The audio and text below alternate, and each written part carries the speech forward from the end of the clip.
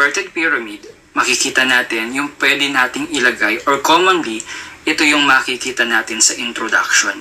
Karamihan dito is dapat nasa introduction. Okay? Gaya ng general topic at sa bandang baba, dapat nandun yung claim or yung issue na re-resolvahin. So, simulan natin sa general topic, background study, define barrier walls, especially kung quantitative to.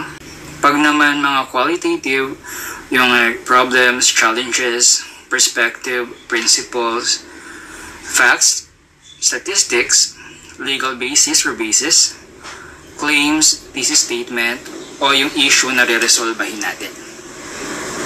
Example ng title natin, On the Road, Freightliners, the lived experiences of delivery workers amidst the COVID-19 pandemic in Carmona, Cavite, by Villahermosa Jansel, June 2021.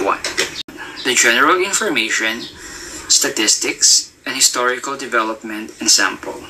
An overview on challenges and additional background on the study. Ang proponent natin, 2020. Updated. Next, sa challenges like legal problems, inilagay niya dito. Yung mga nagiging problem ng mga delivery workers, labor and employment, yung mga labor union. So makikita natin dito, binibigyan na ng researcher ng background. Okay, maging sa usapang yung claim or yung issue na re-resolvahin natin. Pag binasa niyo to, commonly, ito rin yung laman ng title niya.